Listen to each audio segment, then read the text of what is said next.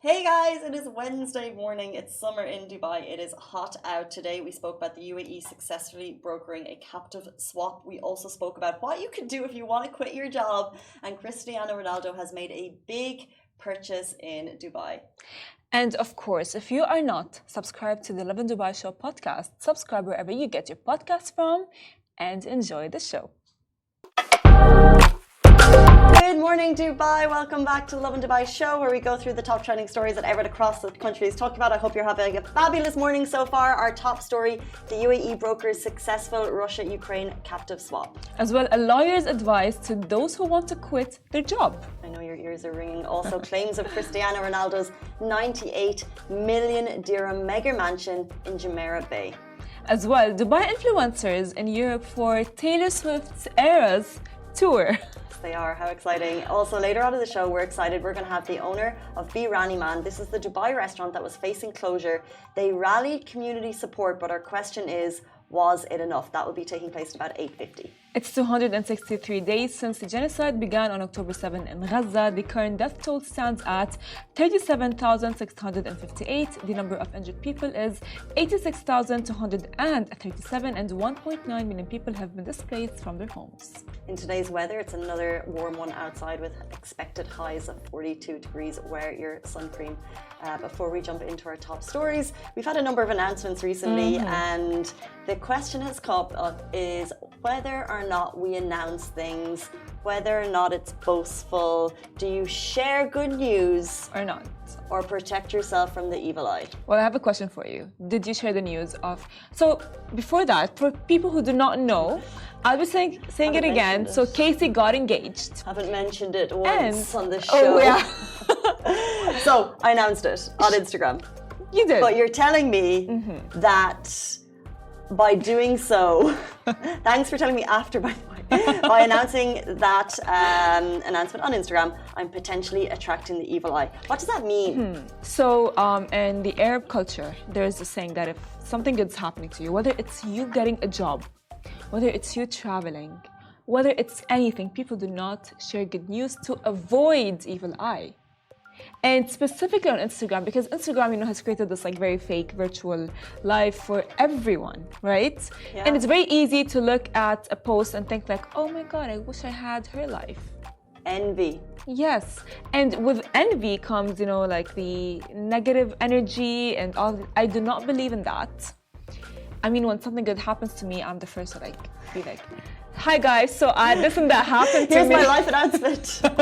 Exactly. And but yeah, I mean I don't really believe in that, but it's in the Arab culture, it's really big. Let's put it to the audience real quick. I'd love your thoughts on it. We've put it up on our threads this morning, and the question that we put was Lovin Dubai Instagram threads. Yes.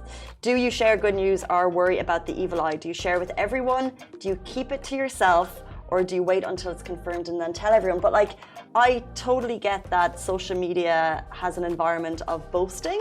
That's true. And creating envy of a life that may not actually be taking place. That's true. I mean, we hear about that all the time. Influencers are living a double life, because they act a certain way on Instagram, and in real life, when you see them, they're completely whole other ballgame. Different. Yeah. No, I know. Exactly. So that's the thing, you know what I mean? It's for example, in the Arab culture, what happens is if something good happens, and if you are young, it's very easy for you to want to tell your friends, tell the people that you love. However, when in the Arab culture, because I'm trying to understand it from both sides, they try not to say anything because you might attract negative energy and envy life without even Instagram. But to what point? As in, okay, so engagement is one thing, but marriage, new baby, college graduation. Actually, how it goes, if with engagement, if let's say you have a boyfriend, they tend to keep that on the low until you guys are engaged and official. Okay, so no Instagram official if you're boyfriend, girlfriend. No. Well, fair enough, because do you know how difficult it is to delete posts if you've been in a relationship? No one wants that, so I get it. 8:37. Let's jump in to our top stories of the day. The UAE brokers successful Russia-Ukraine captive swap. The Ministry of Foreign Affairs has announced the successful of the mediation efforts by the UAE regarding the exchange of war captives between the Russian Federation and the Republic of Ukraine to a total of 180 captives. The ministry emphasized that the success of the new mediation, which is the fifth since the beginning of this year, is the outcome of the UAE leveraging its ties and partnership with both sides, including a reliable mediator among both parties. No idea this was going on behind the scenes. 5 since the beginning of the year. The UAE, you're so incredible. The ministry expressed its appreciation to the governments of the Russian Federation and to the Republic of Ukraine for their cooperation to make the exchange process a success. And the ministry also affirmed the UAE's commitment to continuing efforts aimed at finding a peaceful solution to the conflict, stressing the importance of resorting to dialogue, de-escalation and diplomacy as the only way to resolve this conflict and mitigating the humanitarian repercussions resulting from this crisis. I mean, like the scenario between Ukraine and Russia has been ongoing since, I would say, like 2 years ago. And the fact that the UAE is actually stepping a foot to create peace among them, it's just like, I would say, very nice. Pushing for dialogue. This is one step along the way to solving the conflict, but it is great to see that the UAE is pushing for a peaceful dialogue between both sides. Jumping into our next story, this lawyer is helping one side of the argument between employer and employee. So you guys, if you are looking to quit your job, you're scared of the laws and so on, a lawyer advised to those who want to quit their job. Job search is a journey, as we all know, that does not end. You need to go through several jobs to find the right fit, which is, by the way, totally okay, and it's all part of the journey. However, quitting a job is not as easy as having a friends gathering, just like quitting and leaving. It's like not that easy. So in a recent video, a lawyer answered all of the questions in regard to quitting a job. He first said it is okay for an employee to resign and leave their employer during 6-month probation period. Right, so if you're in your probation, you can resign and leave, no problem. He also clarified that no fees should be paid to the employer if they resign during probationary period. And also regarding visa fees, it's illegal for an employee to pay visa fees regarding the travel ban. The lawyer clarified, saying, if an employee resigns without notice, the employer can file an absconding case with proper notice and no travel ban would be imposed.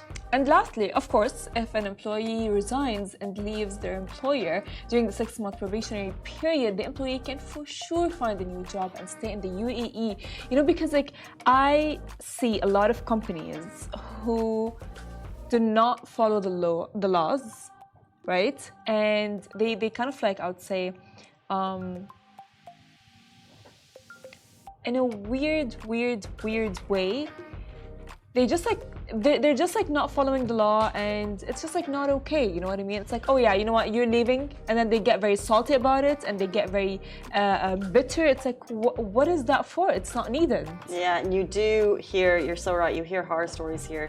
What I would always say is contracts are so important ahead of time before you sign anything. And also make sure you sign something. I think that people go into things without things signed, and then therefore you're also stuck in a situation. The reality of, unless you're lucky enough to have a golden visa, we're connected to our employers here by visa, so our work is extremely important. So yeah, always read those contracts before you sign, which is exactly what I'm sure Cristiano Ronaldo has done or will do with this pricey purchase. Of course, now we know that Cristiano Ronaldo keeps on purchasing and I would like to say investing in properties, and this investment is not a small investment because Ronaldo's 98 million dirhams Jumeirah Bay land purchase has created a huge buzz. So social media is abuzz with tweets alleging that Cristiano Ronaldo and his girlfriend Georgina Rodriguez have purchased a plot of land on Dubai's Jumeirah Bay Island worth approximately of 98,500 dirhams. I mean, that's a huge number. 98 million. It's nearly 100. Wow, for a plot of land, that just goes to show you the value of prime real estate in Dubai right now. So this is the man-made structure. It's located a short distance from the coastline, from the renowned Palm Islands, and is under the management of one of the UAE's largest luxury real estate companies. Now, the purchase was intended for constructing a planned mansion where the couple and their 5 children will be living at, and the goal is to complete the construction by the end of December. And the best part is, you guys, the island is shaped like a seahorse, connects as well to Dubai via a 300-meter bridge. Now, currently it as well boasts 15 mansions with plans to double this number very soon. Let me tell you, Casey, I mean, Ronaldo is big on investment, and this is not a small number, 98 million dirhams. So that's for the plot of land, and I was just trying to Google. So this is the location. Umar Kamani, the owner of PLT, he sold a plot of land here for 128 million dirham. So Ronaldo essentially got it for 30 million less. Does that mean luxury prices are dropping in Dubai? I do not think it does. But I think it's super exciting. We know he... What's really cool about Ronaldo is he came to Saudi to play football, and he's embraced it so much. Bringing Georgina and their whole family, they holiday here, they holiday in different parts of Saudi in the tourism destinations, and I think they've really embraced the region like so many of us have. It's not unusual to buy a holiday home. It's not unusual if you're Ronaldo to buy a 100 million property in a neighboring country, and this shows his commitment to the region. That's no small purchase. So I think it's super exciting, and it just shows the extent of when you have people like Ronaldo, Federer, purchasing and living here in Dubai, Salman Khan. It just shows that internationally people love the city as much as we do, which I think is great. I really do agree with you, and it's not only him as well. Like we can see Georgina, you know, like have you seen the video of her like having the bakhur lady, like, you know, she was having the bakhur, held it like that, and she was like, and it was like very like, So she is as well getting embracing into it, 100%, embracing it, yeah. and it's like honestly very nice. And his kids as well, the fact that they're growing up in the Gulf and speaking Arabic in class. Yes, so sweet, so sweet. I mean, next we will want Ronaldo sitting here. So.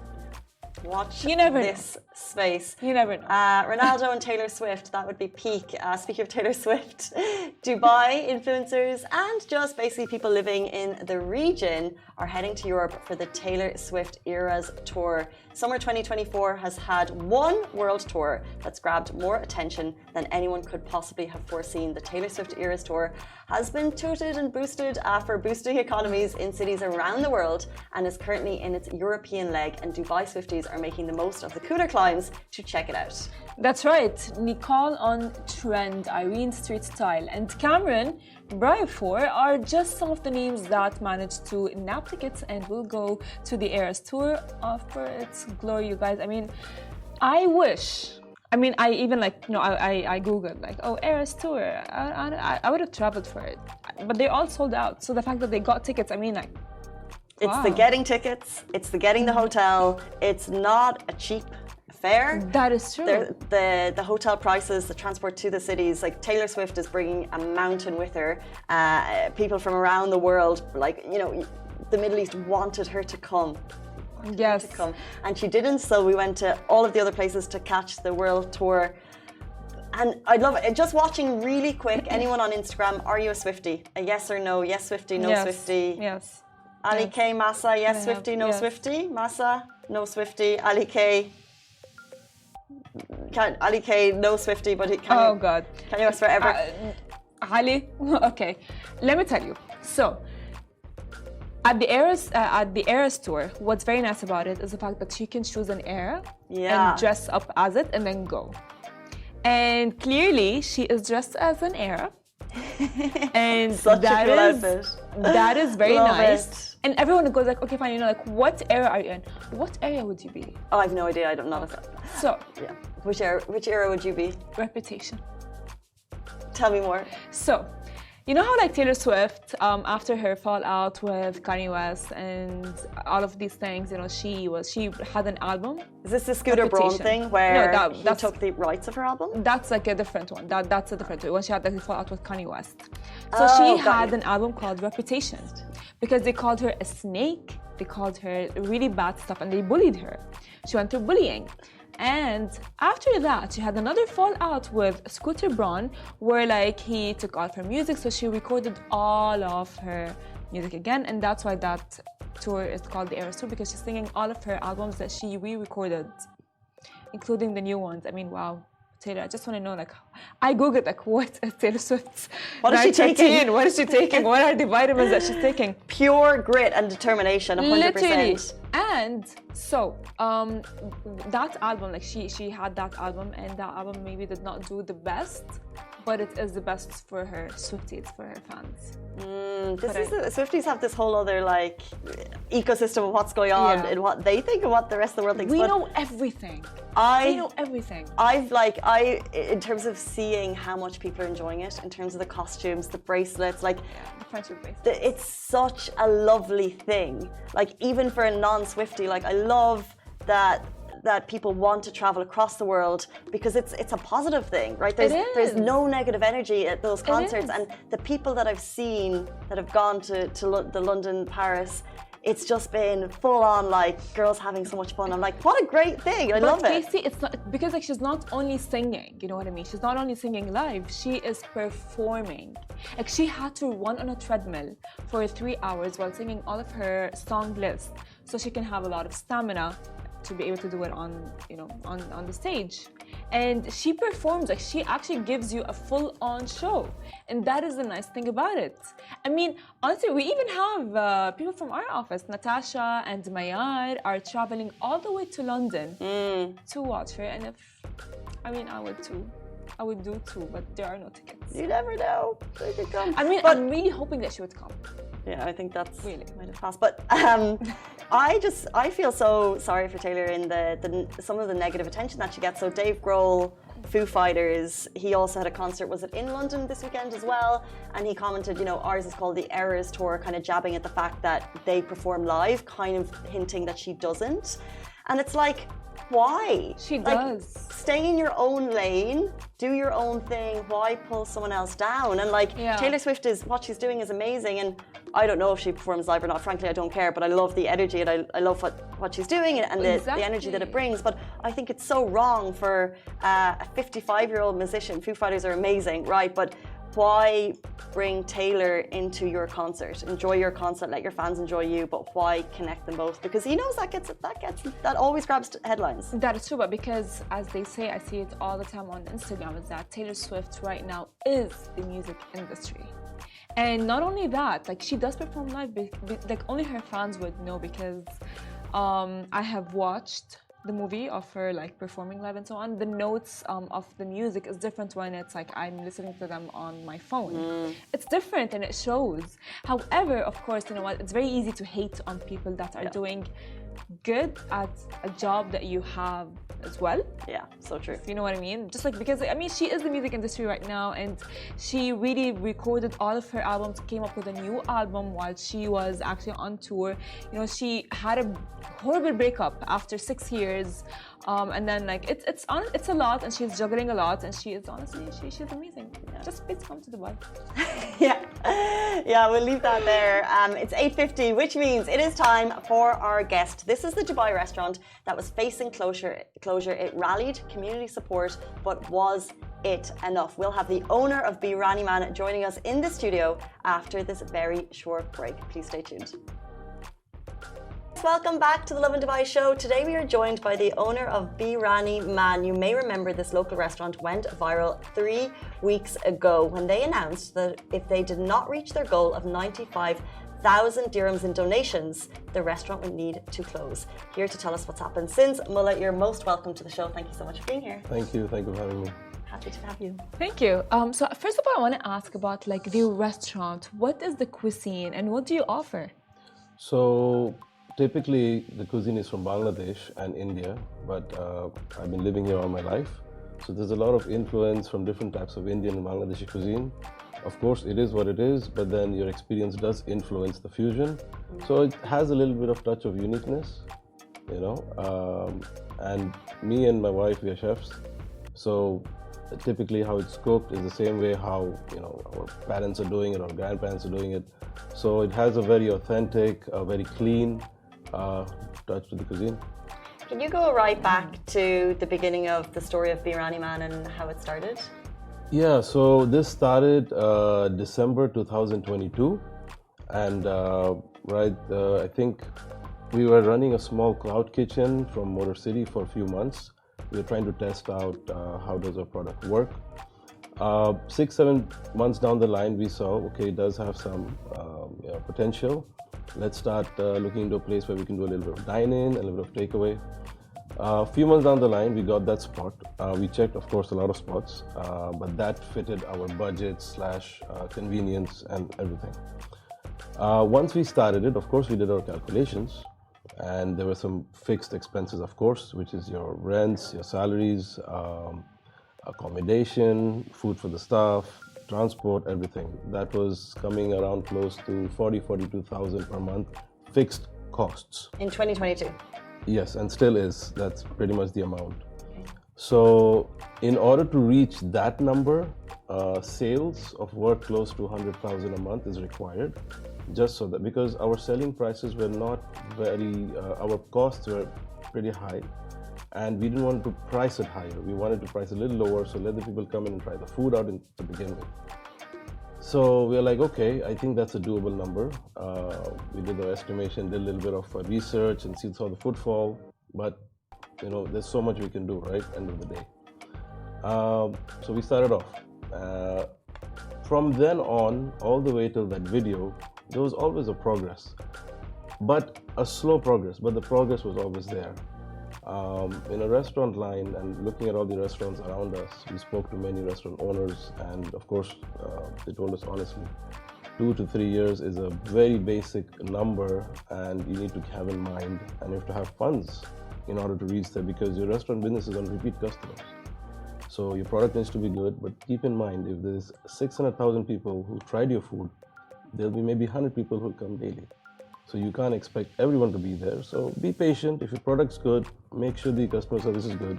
Go long, you'll be there. That's okay. So I need to have funds for 2 to 3 years.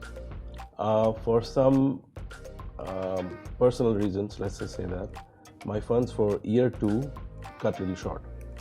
So we tried to push through from January 2024 as much as we can, until a point where we saw, okay, so staffs might not get paid, rents might be delayed.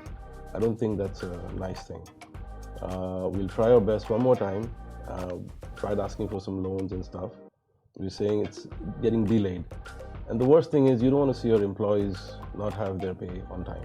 Other things are on you, it's fine. But end of the day, they send money back home to their families. That will kill me to see that way. So I said, you know what, we'll close it down. Just at that point when I was closing it down, the news got out to one of my friends, and he's like, hey, why are you closing down? So I explained him all these reasons.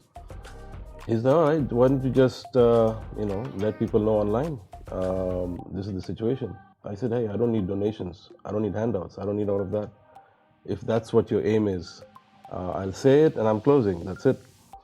I was like, it's fine. For me, I was okay with that post, because deep down I always wanted to start creating content in the light of how to own a restaurant and the challenges.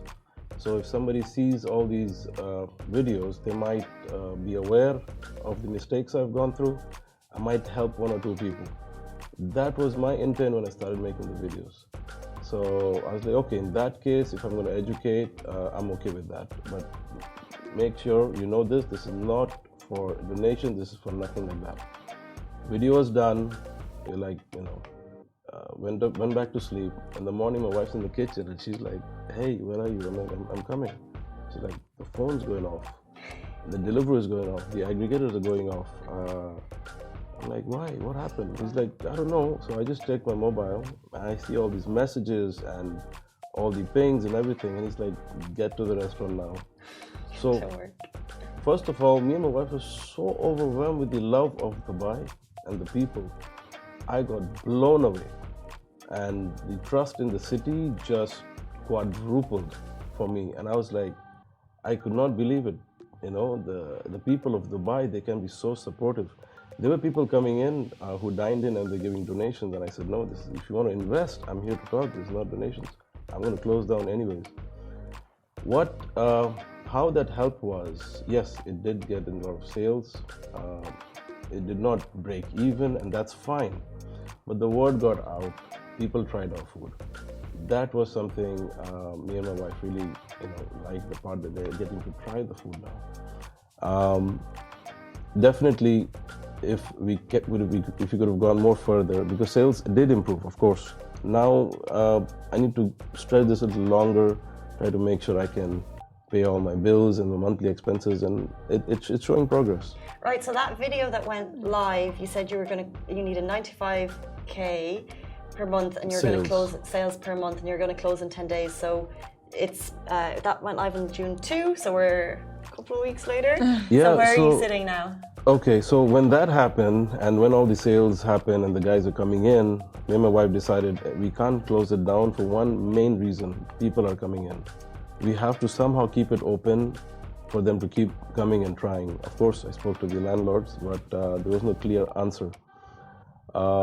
We said, all right, so one more month we can, or say 20 more days, we'll push it through.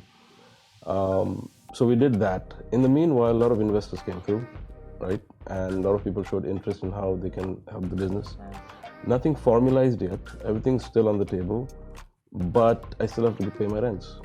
So I decided, okay, I told the staff 10 days, the end of the month, that's it, we're going to close, and we'll see what happens. Just when I made that decision, there were some guys who, messaged me back saying, hey, I have a kitchen. If you want, till the time you get back to the next step or stand on your feet, you could use this, just for delivery purposes and everything. I said, okay. They did show me the place. It's in Dubai Silicon Oasis. Hopefully that's what's the next step. They said 3 months, you don't have to pay me rents. After that, we can do revenue share. One door closes, another opens. Yeah, that was very nice of him. That is actually very nice. Would you consider yourself that you got lucky? Or was this as well I would say Dubai's effort, hard work, and all of them combined together? Definitely all of them combined. It's not just me. If it wasn't for the people, how they spread the word, showed love, it was not possible. It's impossible. It's purely because of them. But what are your hopes? Did you expect that to actually happen? Not at all.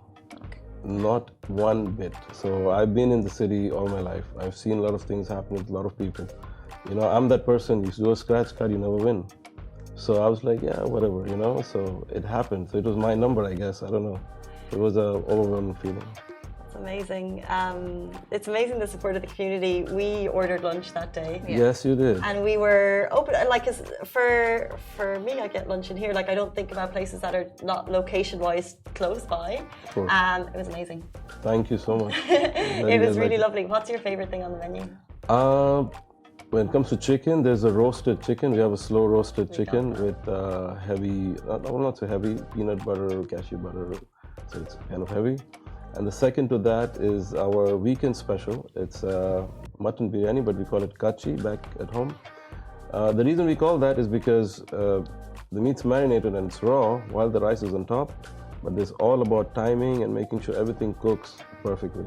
So it's the ingredients are not moved around, so and it's temperature controlled, so it's not overcooked, and you still have the flavors, and it's kind of very fresh feeling when you eat it. Sounds delicious. My mouth is watering. On the day that we ordered, that was the first day. We had posted it. We'd actually talked about it on the show this morning, and it got on the Chris Fade show, and it took a few hours extra. The team were so lovely on the WhatsApp. They were giving me, but what was it like in the kitchen that day? It was mayhem. There was calls all over the place. I had to call some of my friends to come take the phone or do something, handle the crowd outside. People were very supportive and patient. Some of them in day one after the Chris Fed show, we could not serve food, but we did take their numbers and we did call them back. We made sure we deliver food to them the next day. So we did do that. I mean, honestly, you telling your story just shows how much you struggled, and then it bloomed after that. So I want to ask, What sentiment does your restaurant hold on to you? Because of course, like I think maybe like you said that, your restaurant is an infusion of different cultures and different cuisines. So what sentiment does it hold on to you? So if you remember 2020, there was a lockdown and everyone was at home, and I think everybody became chefs those days. So for me, cooking plays a major role in healing, let's just say that. And dum biryani was something, it's not that easy to make because everything is raw, you don't know what's happening, you close it, and you have to make sure everything turns out right in a specific time frame. So of course, it'll not happen in one try. So I kept trying, I would say every day 13 to 15 pots. And of course, I'm not going to eat the rest. So I started, distributing to the community every day. And I'm like, what's this guy doing? My son started calling me biryani man, just because I was making biryani every day. And so it comes back to your question when you say, what sentiment does it hold? So my son has an input to it. My wife has a major input to it. My daughter has an input to the desserts. So everybody has something to contribute to the business, and everyone has their own way of putting their dishes right there. And they've seen me do this from the house, right? So yes, my sentiment is maybe this branch is closing down for whatever reason, but Biryani Man is not going to close down. Of course, I'll make sure I fight give my best fight to make sure it's supposed to be where it's supposed to reach. So everyone's in it. I got to do it for them if it's not for me now. That's really lovely. That's great to hear also. Food is like an emotion, it's a hug. It is. However, apparently in Dubai, we have more restaurants per capita than New York. And our population is a lot smaller. Do you think there are many restaurants in your position? Yes, there are a few. If you say cuisine-wise, there's a lot. But in the terms of quality and style of cooking, there's very few. I would say maybe 7 or 10. Certain 5-star hotels have those chefs, so you will find that style of cooking over there. But in what I've seen from my experience around Dubai, most restaurants don't cook like us, don't follow that same method and quality what we do. But yes, it's a very challenging market. And the only time I can say it's still a product and you still have to, do your pitch and you have to sell just food. As soon as somebody tries the food, I do believe, because we have almost 90% plus return customers. So as soon as they try the food, okay, I know he's going to come back. So initially I didn't have that faith. But after a year and a half, and I saw the same faces, because you cook every day and you eat that and you serve that, so you kind of lose sight of, it's difficult to reset the taste buds and try it again. So you kind of be like, maybe something's wrong or something. But when you see the customers come in and they give their feedback and they give the reviews, you're like, okay, so it's fine, I'm doing the right thing. Apart from maintaining QC in the kitchen, end of the day, you still want to see when the customer walks out, how does he look? Is he smiling? Is he okay? So you keep a watch out for that. If he's okay, you're like, okay, job's done, Yeah. So a lot of restaurants, when they first open in Dubai, they do get a lot of hype, and then the hype can either fade away or stay. Do you think your restaurant got the hype at the beginning? And if not, do you think after, you got the, I would say, attention, do you think that's going to fade away? I think everything fades away more or less. I definitely believe that. I mean, even if you go for a show, or anything spikes. What I do also understand, hype is one thing. Maybe the people came through, because of the hype. But if my product's not good, no one's going to speak to each other. So word of mouth is something I believe is much stronger in the food industry. No matter how good your advertisement is, no matter how good you can get out there. But end of the day, if they don't like the food or the customer service, I would say customer service is 70%. Food, in my opinion, is 80%. I do believe that, because there were restaurants when I went through, amazing hype, everything was to the notch. I was not, let's say, served in a manner I would like. I did not visit those restaurants. I did take away. So food is good, but that's not the only part of the business. it is customer service, it is your quality, and maintaining that throughout the years, which is very hard, but that's important. So yes, it might. I think it did. I posted online about the sales, but what I saw is it's coming back up again. So I've seen both the trends. So this means they ate the food, everyone came through. After a week, they're like, I want to try it again. So I think I faced that time when the graph went down. Now they're coming back, and they're doing big gathering events for weddings and stuff. So, because my food really works for a large gathering, and especially for marriages and everything. I've done 1 or 2 marriages last year for serving almost 6,000 people. So I did that once. It was not easy. So those type, I will not say that number, but 50 people, 100 people, orders like that is started to show up, especially a few on Eid, but then after Eid. Yeah. I think what we saw through your story was just the overwhelming supportive community and what it can do. Before you leave us, do you just maybe have a message or a shout out to everyone who's supported you in the last couple of weeks, and just a word on where we'll see you in the future? Yes, as I mentioned earlier, Biryani Man is not closing down. The brand, probably this branch is, but I look at it as a small little hiccup, or let's say a stepping stone.